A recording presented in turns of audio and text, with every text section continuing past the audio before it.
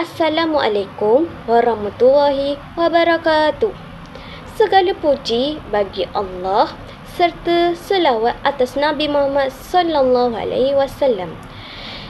Nama saya Aisyah Umairah binti Syakari daripada kelas PPS 19.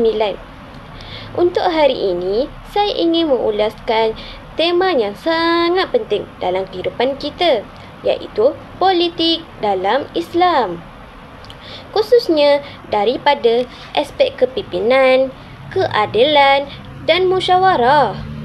Politik sering dianggap sebagai isu yang berat, tetapi dalam Islam ia adalah sebahagian daripada kehidupan kita. Kerana politik selalu berkait dengan cara pemimpin Islam menguruskan rakyatnya. Isu politik masa kini. Hari ini kita sering melihat politik disalah tafsir bahawa ramai yang menganggap politik ini hanyalah perebutan kuasa, iaitu siapa yang lebih berpengaruh dialah yang boleh mengawal dan juga mengambil harta yang sangat banyak. Akibatnya lahirlah isu-isu seperti ini, iaitu pemimpin yang hilang integriti. Hal ini berlaku kerana godaan kuasa dan kedudukan yang sangat kuat membuatkan mereka berasa lebih sukar untuk mencontohi ciri-ciri pemimpin yang bagus, dan ini menyebabkan mereka berasa kebal dan juga sukar untuk ditegur. Selain itu, rasuah dalam politik. Dalam politik sering berlakunya rasuah kerana mereka menjadi tamak dan cinta ke harta secara melampau. Hal ini kerana pemimpin yang terpengaruh dengan kemewahan akan mudah tergoda dengan rasuah.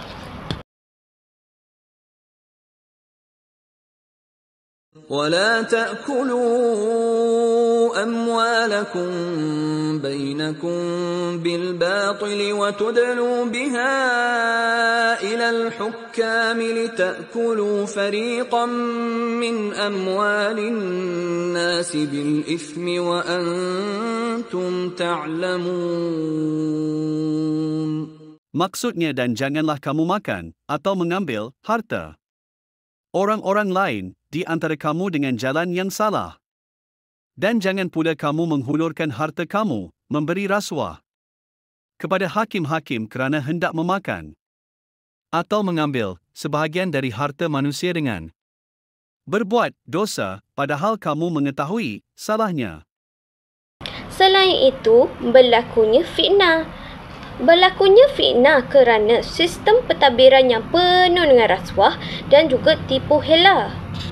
Kemudian, rakyat yang kehilangan kepercayaan kepada pemimpin kerana pemimpin yang tidak bagus akan mengutamakan dan juga akan menindas orang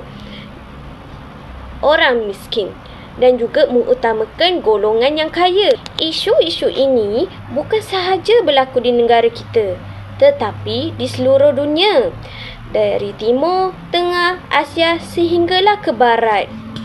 Soalannya, jika politik hanya dijadikan perebutan kuasa, apa akan jadi pada rakyat? Adakah mereka akan hidup dengan aman atau sebaliknya menderita? Kenapa isu politik ini berlaku? Pertama, kerana pemimpin yang mementingkan kepentingan diri lebih daripada kepentingan masyarakat. Hal ini berlaku kerana mereka lupa akan tanggungjawab dan ini membuatkan mereka berasa kebal dan mahu membuat apa sahaja yang mereka mahu tanpa memikir nasib rakyat.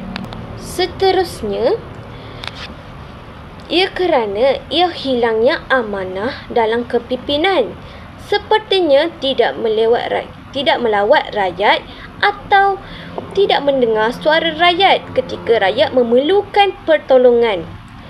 Hal ini berlaku kerana mereka lebih sibuk mementingkan imej mereka sendiri dan populariti daripada menyelesaikan masalah masyarakat. Ketiga, kerana kekurangan pendidikan politik berlandaskan agama. Rasulullah SAW pernah bersabda, apabila amanah disia-siakan, tunggulah saat kehancuran. Riwayat Bukhari. Ini menunjukkan bahawa punca utama kerosakan politik adalah apabila pemimpin tidak lagi menjaga amanah. Apabila politik rosak, kesannya sangat besar. Rakyat hilang kepercayaan kepada pemimpin. Ini disebabkan oleh janji manis daripada pemimpin ketika undi dan juga kempen. Tetapi selepas menang, mereka tidak melaksanakan apa yang mereka janjikan. Rakyat rasa tertipu dan mereka tidak mahu mengundi atau percaya kepada sistem lagi. Kemudian, ketidakadilan berlaku. Golongan kaya semakin kaya, golongan miskin semakin miskin. Hal ini berlaku kerana pemimpin lebih mengutamakan golongan kaya atau kroni dalam ekonomi, dan golongan miskin tidak akan dapat peluang yang sama dan mendapat layanan yang berbeza.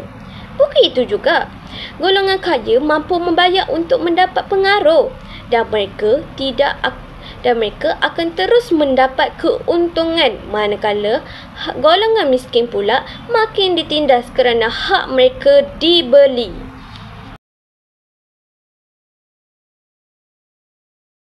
ما سلككم في سقر قالوا لم نك من المصلين ولم نك نطعم المسكين.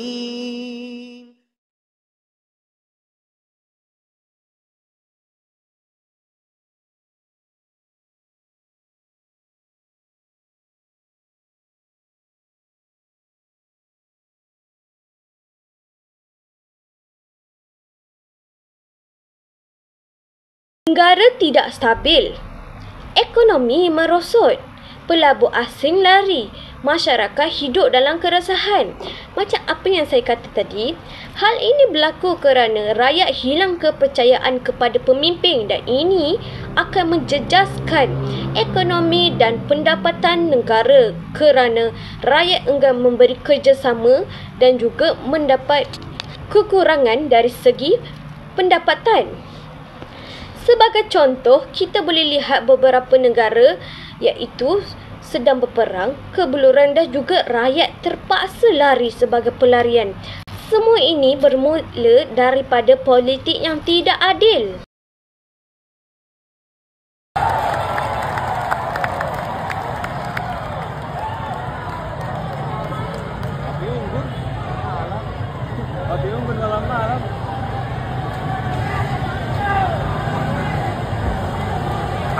Habis.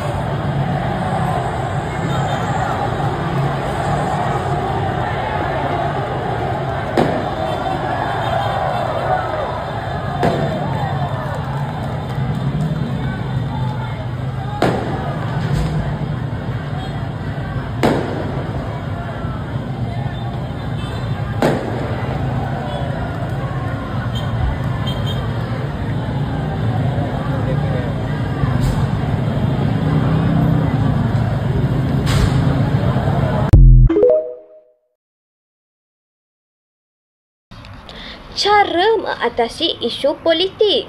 Islam telah mengajar jalan penyelesaian yang sangat jelas.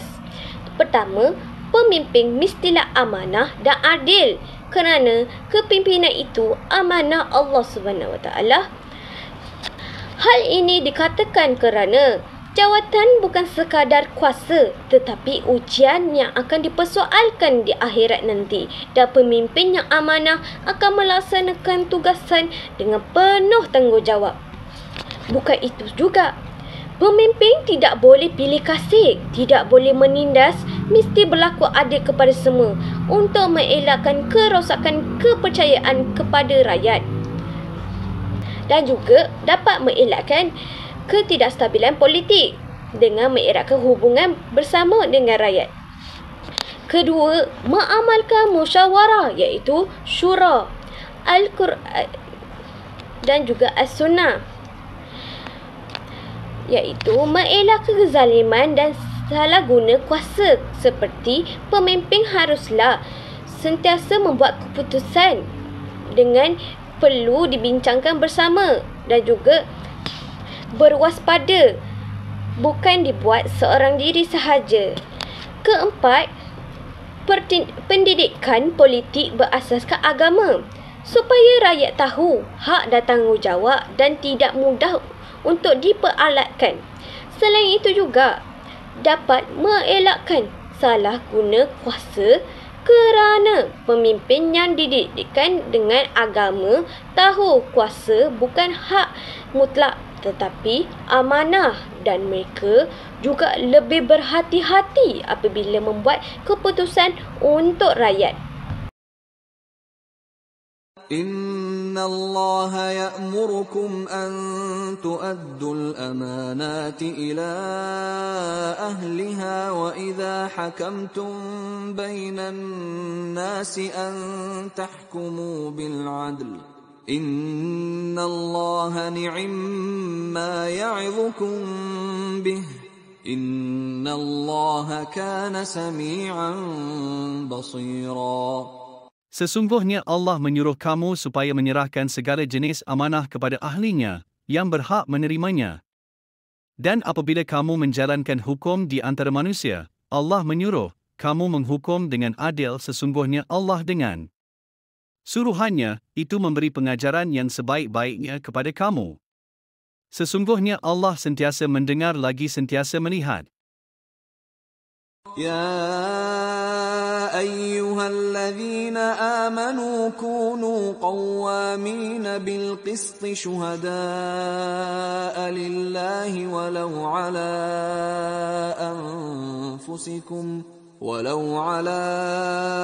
أنفسكم أو الوالدين والأقربين إن يكن غنيا أو فقيرا فالله أولى بهما فلا تتبعوا الهوى أن تعدلوا وإن تلووا أو تعرضوا فإن الله كان بما تعملون خبيرا. Wahai orang-orang yang beriman, jadilah kamu penegak keadilan, menjadi saksi kerana Allah, walaupun terhadap dirimu sendiri atau terhadap ibu bapa dan kaum kerabatmu. Jika dia, yang terdakwa, kaya ataupun miskin, maka Allah lebih tahu kemaslahatannya. Maka janganlah kamu mengikuti hawa nafsu kerana ingin menyimpang dari kebenaran. Dan jika kamu memutarbalikkan kata-kata atau enggan menjadi saksi, maka ketahuilah Allah Maha teliti terhadap segala apa yang kamu kerjakan. Sandaran Al-Quran dan As-Sunnah. Sepertinya Al-Quran Surah An-Nisa 58, iaitu sesungguhnya Allah menyuruh kamu menunaikan amanah kepada berhak menerimanya, dan apabila kamu menjalankan hukum di antara manusia, supaya kamu menghukum dengan adil. Di sini jelasnya bahawa dia menceritakan tentang amanah dan adil adalah asas politik Islam. Selain itu, surah Asy-Syura ayat 38, iaitu urusan mereka diputuskan dengan musyawarah antara mereka, iaitu ia dijelaskan bahawa politik Islam berpaksikan syura, bukannya diktator. والذين استجابوا لربهم وأقاموا الصلاة وأمرهم شورى بينهم ومما رزقناهم ينفقون. Dan bagi orang-orang yang menerima, mematuhi seruan Tuhannya dan mendirikan syarat, sedang urusan mereka diputuskan dengan musyawarah antara mereka, dan mereka menafkahkan sebahagian dari rezeki yang kami berikan kepada mereka. Musyawarah adalah mengambil dan mengeluarkan pendapat yang terbaik dengan membandingkan nih antara satu pendapat dengan pendapat yang lain. Dalam surah Ali Imran ayat 159, dan bermusyawarahlah dengan mereka dalam urusan itu. Kemudian apabila kamu telah membulatkan tekad, maka bertakwalah kepada Allah. Sesungguhnya Allah menyukai orang-orang yang bertawakal kepadanya. Nah, musyawarah adalah tanda seseorang tuh tidak sombong dan merasa benar dengan pendapatnya saja. Nah, ada beberapa nih manfaat musyawarah. Yang pertama, melatih mengemukakan pendapat, belajar menghargai pendapat orang lain, hadirnya nilai kebersamaan, masalah bisa cepat selesai, melatih untuk tidak egois, mencegah kekeliruan, dan yang terakhir mewujudkan keadilan. Semoga bermanfaat.